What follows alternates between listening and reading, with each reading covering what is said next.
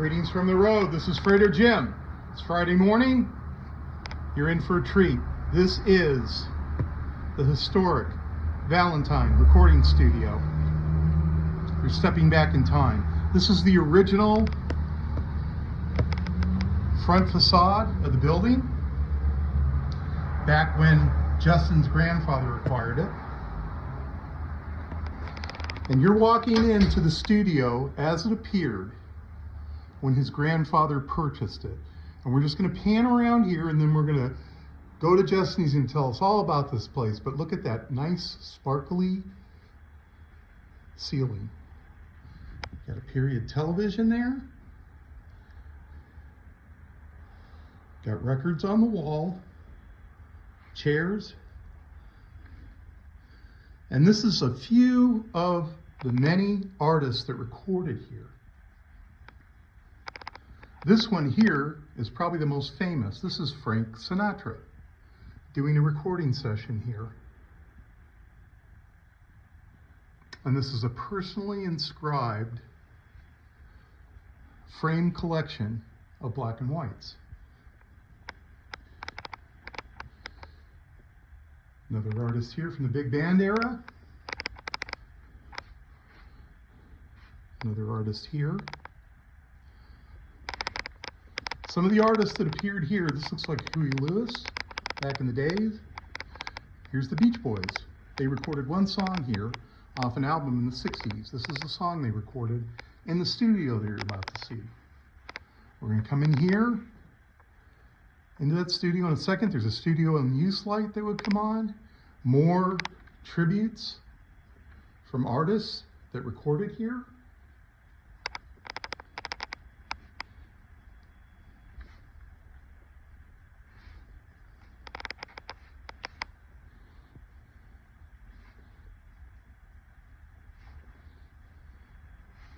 I'll zoom in on this one because I don't recognize who this gentleman is, but some of you old timers might, and if you do, post a comment. Look at the casework on the wood. Look at the floor. The floor continues on into the studio. And now we're going to talk to Justin. Justin is third generation, and he operates this along with his sister and his mom still, and he operates this with Metropolitan Pit Stop next door. And he was nice enough today to give us a tour of the studio. So Justin, let's start over here, and I'll draw attention to this receptionist sign that's above this double Dutch door. What is that from? Well, so this building used to be a doctor's office before my grandfather bought it to build the studio. And so they kept the original lobby. As far as I know, all the decor and everything is exactly as it was. And so behind this Dutch door, my grandmother's desk, well, she actually had it right up here against the door, so this was always closed. And whether people came in here to, it's not much to look at now. But well, it's kind of period correct. Yeah. But if people came in here to either use the studio or to buy Metropolitan parts. Later on, when they branched out to the Metropolitan. Yeah, they ran both businesses out of this. But originally, it was just for the sound studio. Sure. So this, they bought this in '61, went from the home studio that they had set up in the den at their house. When they kind of outgrew that, they bought this and built this into the studio. Now, I'm going to follow you into the studio, and this is a very special studio, folks. Justin has told me how many studios with this type of soundboard setup exist that you know of, total? Probably about a half dozen. I don't know exactly. My partner Nick would be the one that's the technical guy, so he can tell you everything about that. But, okay. This is a UA 610A, which is a pretty special board. So this board here that you have is still used today. Yep. Here's some historic recording equipment, which is just basically for show. But for you techs out there, this is the board that's still used that he's referring to.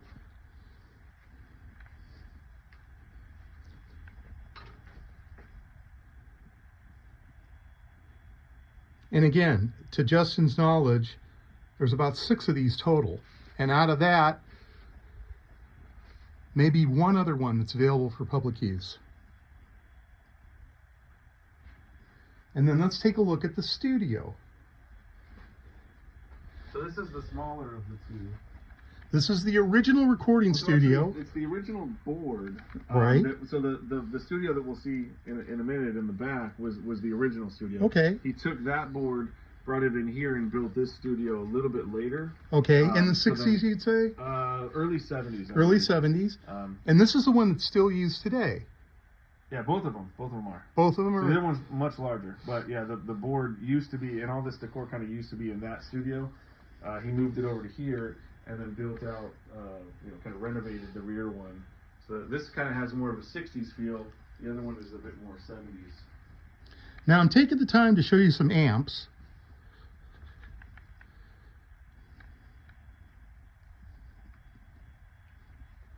And to show you the guitar rack.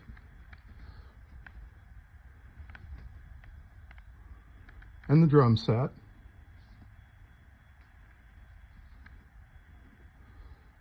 Those are boom mics? Yeah. Yeah, so all this stuff was here, but kind of in the mid-70s when he switched his focus over to the Metropolitan business, this all just kind of languished and became a bit of a storage unit for the car business. It was mothballed. Yeah. But it wasn't neglected. Right. It was closed, and so everything stayed nice and clean because nobody ever came through here for several years. So all the original equipment, all the original decor, everything is as it was. Now that door, does that pass through to another studio? That goes back into a hallway, which okay. we'll walk through in a moment. Okay, so we're leaving this. Now this is, again, not the original studio, but a recreation of the original. They carried through the floor that you see in the lobby, the same type of tiling. So now we're going to head back to the other recording studio. We'll give you a look at the guitar rack here before we leave this one. And there's a cool little isolation booth in here for somebody to do like vocals, while... And you got an old-fashioned... So this would be a period-correct isolation booth? Yeah. For someone to do vocals. Okay. Yeah, so you can separate from the rest of the band. You can separate from the rest of the band, and this basically is still used today. Yep. Dig. As you can tell from the thickness of that door, it's all soundproof. Dig the orange fir. Look at how thick that door is. Okay, so I'll follow you back. We'll head back here. And again, this is an active recording studio, and it's still available for rent, for sessions. ValentineRecordingStudios.com. This is a plaque of tribute to his grandfather for the work that he did. So one interesting thing is all the artwork in this hallway, this spin art, was actually done by my grandfather. When he was setting this place up, spin art was kind of becoming a thing, and I remember spin art. He didn't want to pay, an artist for all these pieces. He said, I could do this. Right. So he took an old turntable and bought some canvases and bought some paints, and we actually still have the old turntable with a bunch of paint on it. Now we're talking an audio turntable. Yeah. And so he made all this spin art on his own. Look at that. And I'd never know the difference. There's the spin art. Yeah. Here's some more of the spin art. Oh, yeah, there's plenty to go around. We'll just carry that back and show you the spin art. That's the door that we saw from... Here's the door that connects from the other studio to the hallway. We saw that. Here's some storage. Yeah, back there's just some storage. And there's actually a couple echo chambers that are going to be a little hard to see, but up in the ceiling here, there's actually 2 echo chambers, so you can place a mic up in there and run. Which I would, as a layperson, I would think that they were a skylight. Well, so this door here right above your head, Right. this is the echo chamber. So Oh, it's that's the actually echo a little chamber. room that's about 10 feet by 10 feet. Oh, okay. And you can put a microphone up in there and run sound and actually get a reverb, like an echo. Oh, wow. And that's how they did it before, computers that could actually make an echo. You had a room for that. So to show you what that looks like, folks, there's the door to that 10 by 10 I could open echo it, but chamber. it's so No, dark. no, no, there's no reason to.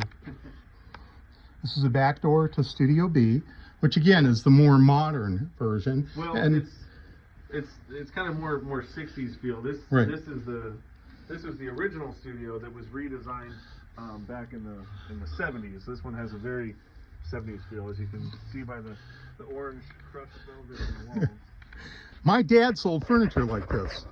And the carpet with that shag carpet with all the colors in it. I don't think the furniture was shag, but I do recognize the print. Only it was more leopard skin. That was very, very popular. Okay, so now we're getting back to the original studio. So what was the first footprint size of the original studio? This was the original studio that he built. Okay. He just, after about 12 or so years, he redesigned it, redecorated it, and moved the board into that front So room and opened what would that you studio. say the construction date of this was for the original studio? Probably between 61 and 63, somewhere in there. So we're looking Yeah. 61 to 63, folks, and this is being shot in 2025.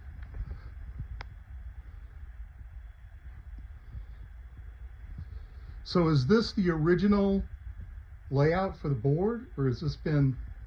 Yeah, so the board that we saw earlier used to be in here. Okay, used And to be in then- here. And then he did a much bigger board. So with more all of the tracks. equipment that we're panning and seeing right now, is this more of a historical This value? is all the stuff that was original. Right. This stuff is all older, to Older. period correct stuff, but it's stuff that we've brought in Okay. over the years to kind of complete the collection. Now, is this still used for recording? Yep. Is this the primary studio Yeah. that people use? Yeah. Okay. And you can still record 100% analog, using 2-inch tape. We also have computers, Pro Tools, and all that stuff if you want to do a more modern thing. But So you can still use analog recording, 2-inch tape. Yeah. He's going to check a text he's getting. I'm going to take you down to the orange carpet land. Hugh Hefner, Playboy Mansion. I don't know why I'm thinking that, but look at the setup in there. Now, we're not going to go in there. There's no need to. But I'm going to pan around and show you. Look at the mic setup. There's the drum setup. There's the old-fashioned piano. There's the keyboard back there. Now, as we pan up, do those ridges serve any purpose? Is that sound absorption or reflection? Yeah, that we're seeing up there? They're both decorative and Functional. But, Okay. yeah, I mean, and you can see the walls. There's no perpendicular or parallel angles. They're Right. kind of, and that's all for sound. Now, I'm going to ask Justin, this is still a viable business. If someone wants to reserve space for recording session, Yeah.